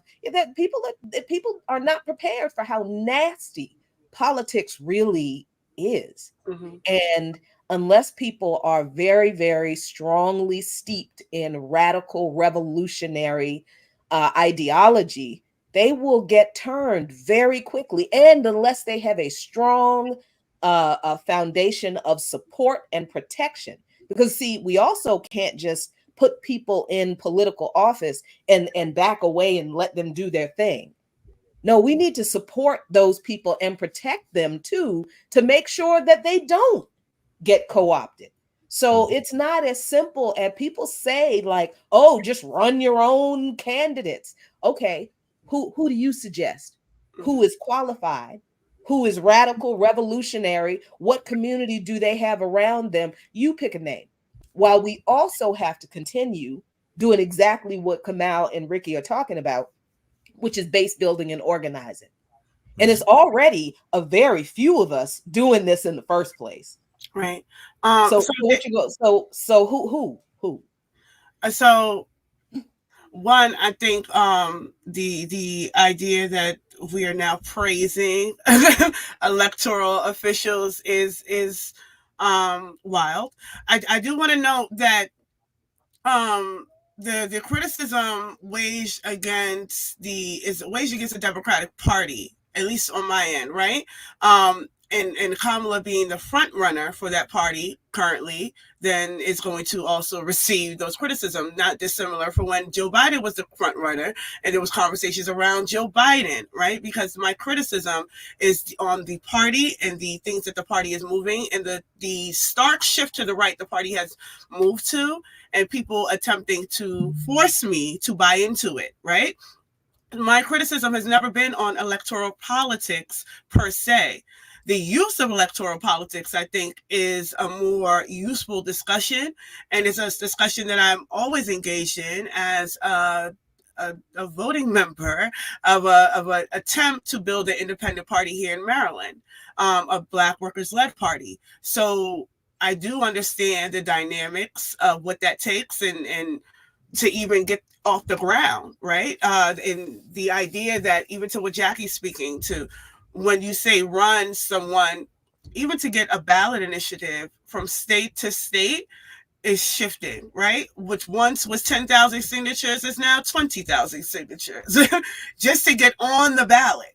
And at 20,000 signatures, it requires building a base, right? You have to actually talk to people. You have to actually discuss why people need to be invested in moving out of the duopoly.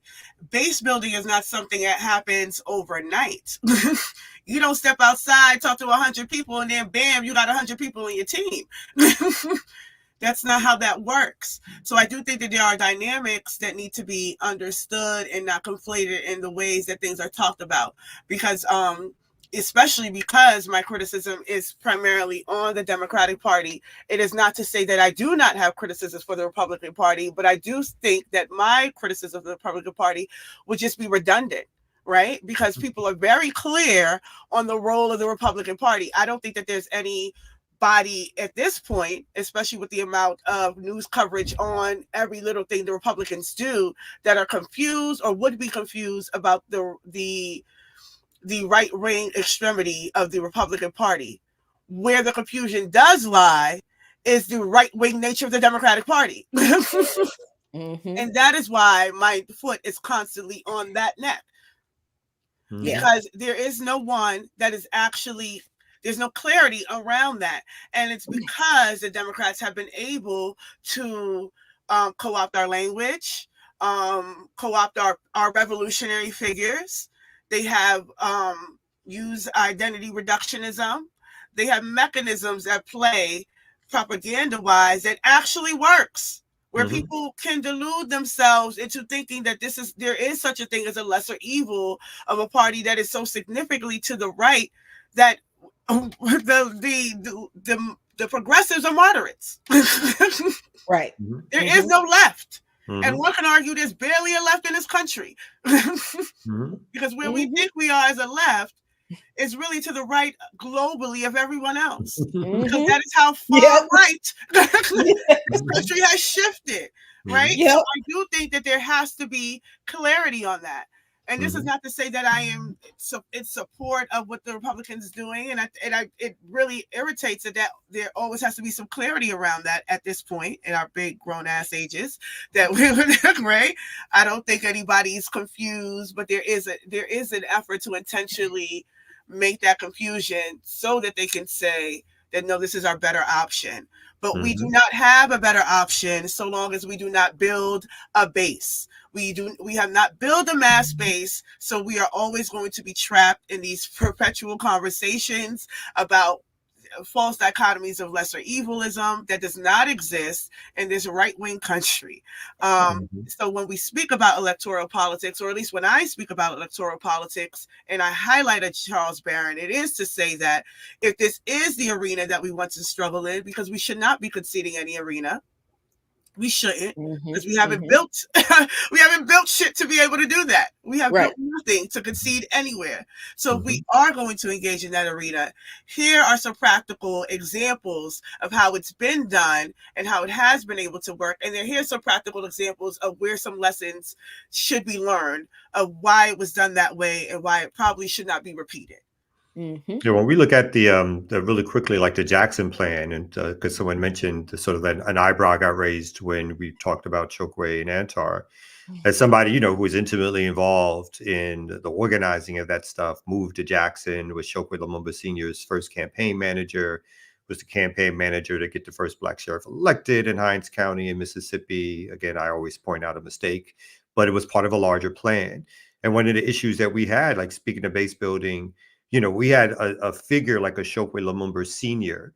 who, like figures elsewhere, stood out so much. But to our detriment, it didn't mean that we had fully base built the way we should have to make that sort of a repeatable thing, right? To make it like it wasn't just about a Chokwe. It was really about the base building that had previously taken place that allowed. In this case, Chokwe was a stand-in a lot of ways for the base building that should have and still could happen in a place like Jackson. And Chokwe Sr.'s passing while in office limited the full perspective of what Chokwe could have accomplished, and or what were the positives and negatives of getting a Chokwe Lumumba in there, who was overtly politicized, part of political organizations that for decades had fought for the self-determination of Black folks from a left perspective. But there were challenges. Like, we had challenges about whether or not we were going to run Chokwe on the Democratic Party line or do something independent. And we opted for it. I was one of those people who agreed with it. It would make sense to do the Democratic Party line because that is at the time what people knew. And so we were more assured that we could get him elected. But I think there's a rational and reasonable, and because of his age, health conditions, that this opportunity was here, and we had to seize the opportunity to see if we could push things forward. But there was a healthy debate and discussion around, no, even if we lose, which was our original thinking, is like, well, hey, we weren't going to win these offices at first. This was an exercise itself in base building because it allowed us to reach people on something that they were connected to mobilize a base, to create constituencies around the idea of people's assemblies and the rest of it. But there was a huge debate within our organization and our work. And some of the other side of the debate was like, no, even if we get this happen faster, long term, it's better for us to try to build an independent apparatus. And so let's do that, even if we lose. Well, we decided not to do that, and we won. But again, even the shifts that were necessary to get Chokwe in, and by that time, my own internal struggles with the organization, I had left after the, let's say, the first, Chokwe started campaigning a year out. For the first 6 months, I was his campaign manager, and then I left the organization and the work because of our own internal contradictions. But part of that, I was still in Jackson, so part of that was seeing even some of the shifts that Chokwe had to make in terms of when he was called out for not supporting the Jackson police, right?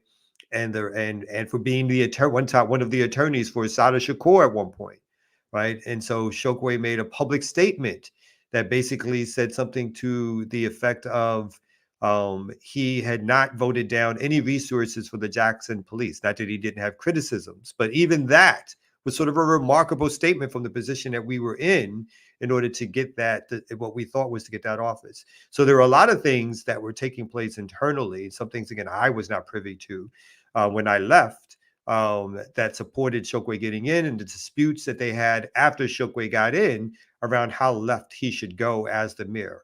Again, Chokwe passed away. His son, Antar, who grew up in those politics, ran, lost, and then ran again and won.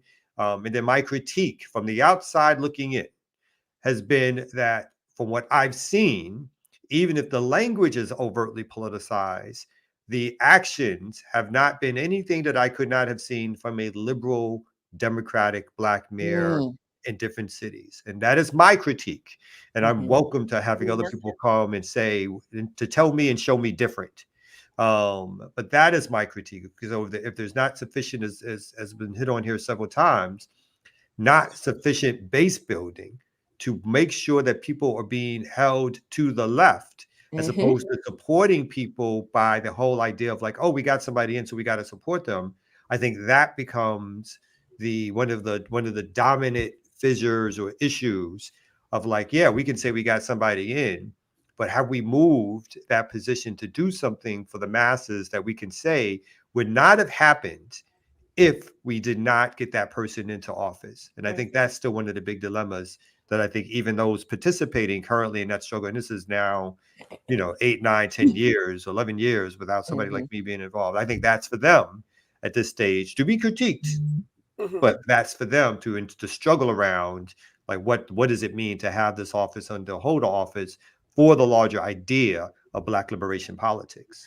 The thing, one of the takeaways I think I got from that story, because I want to recommend that folks go listen to Kamal and Khalid talk about this on Millennials Killing Capitalism. That was a really, really good interview. Yeah, and you get the full kind of for both, because I think Khalid stayed on when you left. So you get a full kind of perspective of what happened. And again, I think the failure of this movement is that we do not study things that we have tried and failed at, or things that we have tried and won at.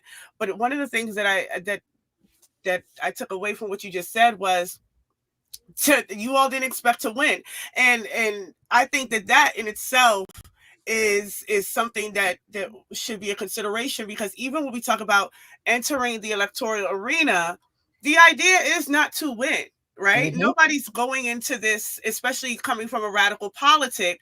This is a sort of tool to build a mass base so that you can obtain political power, right? And building that base and obtaining the power, you can do it through this mechanism of electoral politics. But even when we say that we don't expect to win, I don't think there's enough thought about shit. What if we do? Right. Right. What Right. are we doing, right? Right. And I think that is something, because the focus is on the base building, right? But there is no focus on okay, we actually did win.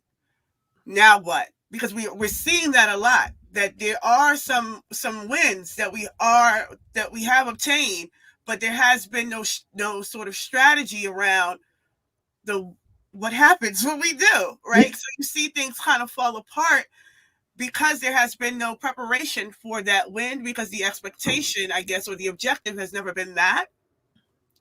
And so because that's never been the objective, the strategies and tactics around that shifts. But I mean, shit, if we do build a base and we do win, then what? And I always think about that in terms of like how we understand revolution, quote unquote, right? People are talking about all kinds of struggles, some with arms. But what if we win? What is it that we want to see happen, right? So there's a lot of removing. And how aligned are the so-called cadre and or leadership within that struggle? Because people believe that they're aligned, but until they start having these types of important moments, like where you're not just in a meeting arguing around, where we're going to do something or who should be the leader of a small committee, but you're actually now at a stage where you're fighting to grab power. And then you see that unless the alignments have already taken place, how the fissures and the splits begin to happen over what next, as you stated, like what next? Do we go after government contracts for Black people, or do we fundamentally shift the operations of the local government to develop cooperatives as a model of what can take place? Again, knowing that the state still has power in Mississippi, knowing that the federal government has power over Mississippi, but do you do things to disrupt? Because the other thing we do this work also to disrupt the workings of the capitalist system and market, to show folks that there are other ways, and that what happens when you do disrupt is that the state attacks you, right? And so if we had better symmetry and or what we thought we had, right, but until the real battle began, then that would have made things easier too. For what do you do when you win?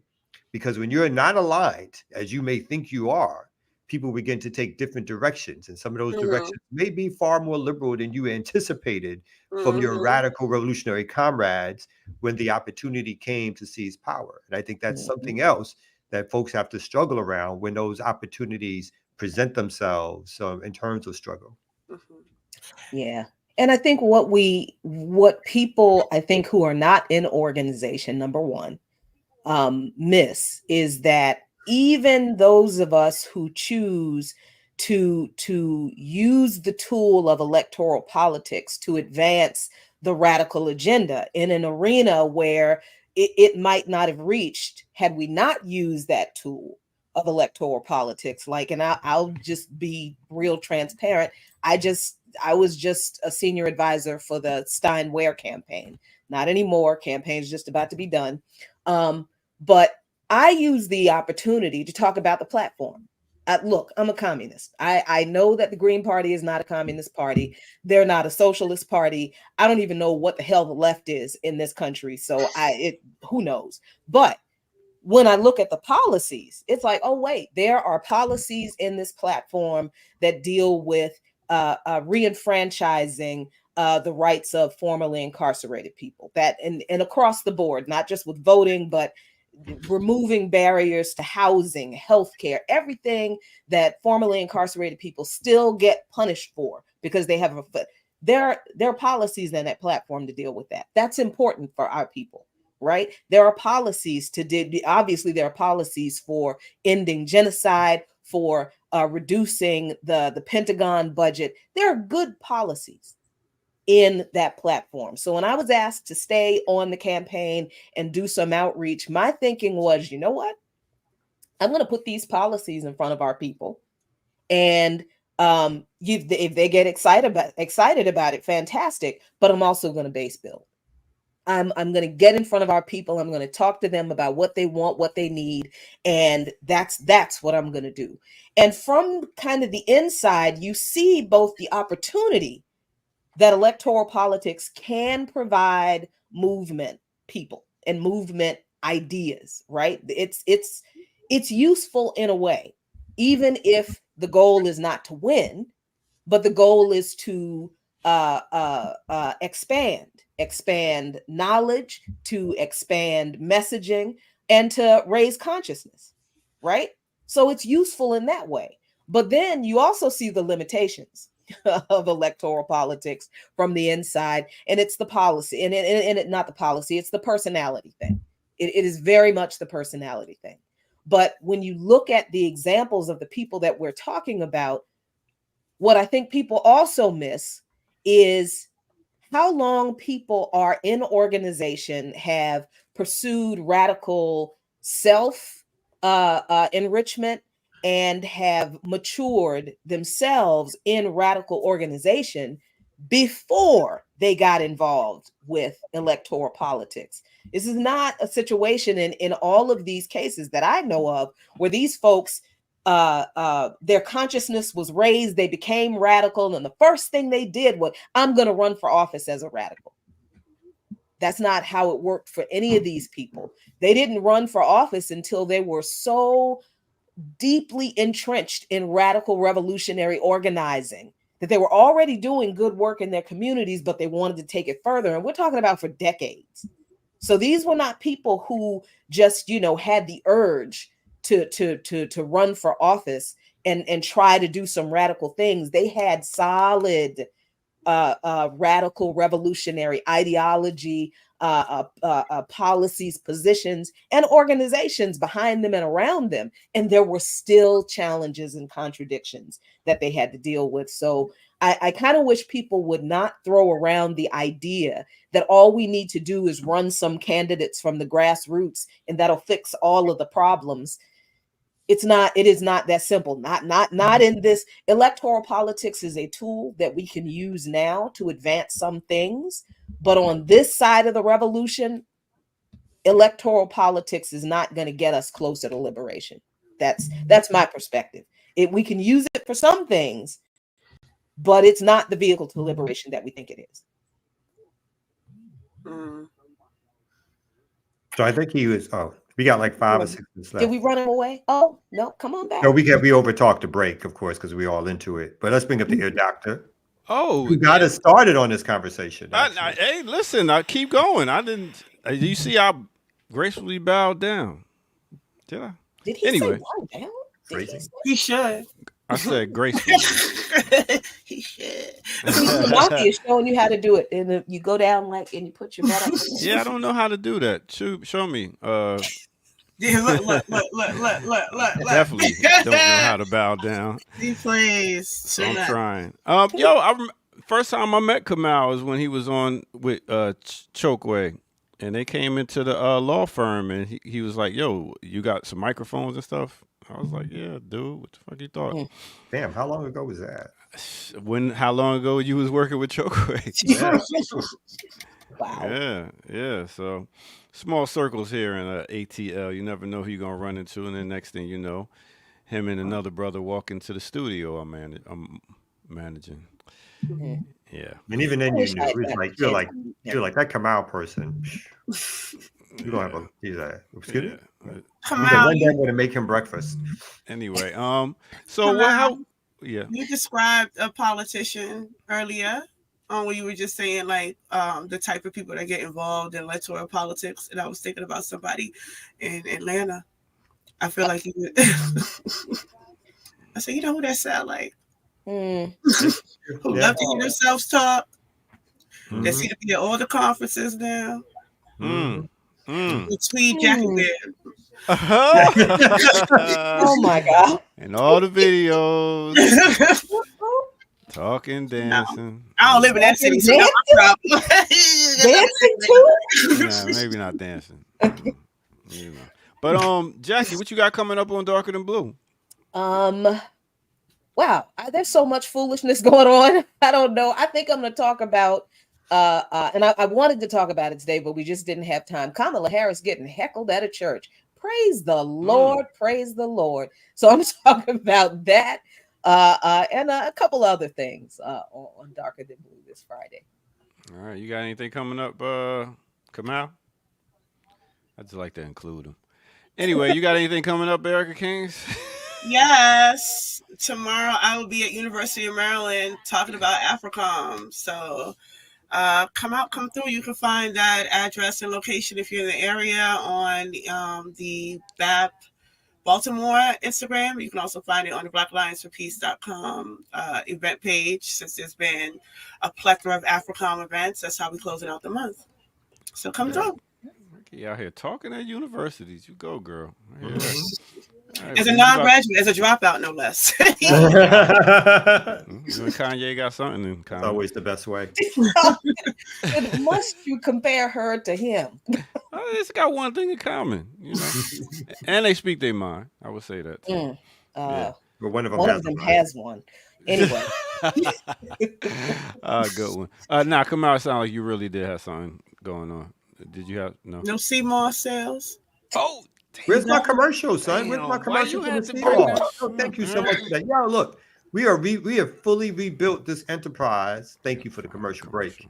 We have fully rebuilt this enterprise. We are now selling CMOS online. We're getting them back in stores. You can buy not only dry moss, but the gels. So you can do this every and any way to support the organization. And then remember, this is a Black woman-led cooperative. So you said y'all want to throw in all that gender stuff or whatever like that. So that's important. The second person is, I know I sounded foolish. The second person who's going to come on as a cooperative owner will also be an organizer. And then we got some folks in the community who will probably come on as the third one. So this co-op, I feel like, we had reached the plateau. We went down and have to reorganize. And now we are sort of like further up than we've been in terms of the product and what we can offer folks. You can buy online anytime. And then we're going to start in a few months. 2025 is the year. We're going to be like at a store nearby, at a store near you. We're going to build this sucker up. Yeah. All right, that's dope. One of the guys at the survival class that was taught the other day had CMOS in his bag. And he was saying how many minerals are contained in CMOS and how it's very vital to our. It is the new health food. Fuck all the rest of that stuff. No more. You don't got to eat no more vegetables. Oh my God! You don't got to eat no more fruits. Don't do that. You got to go check out at your doctor. All that is done when you start eating some community CMOS. You know what I'm saying? You healthy for life. No, you can't get COVID. You can't get cancer. You can't get leprosy. This is all that is done. The words spoken by this guy do not represent Black Liberation Media. Surely don't represent me. Yes. That's where the lawsuits come in. I'm just not bad. All right. Well, we're going to end it on that note. Thank you very much. And we will be back. Wounds. Sorry. We will be back tomorrow morning at 8 a.m. for some more of the Remix Morning Show with that boom bap breakfast. With that said, we are out of here. Peace, my people. Have a great day. Yeah. It's the Remix Morning Show. It's the Remix Morning Show. Tell your sister and your bro, just in case they don't know. It's that Remix Morning Show. And we out. Yo!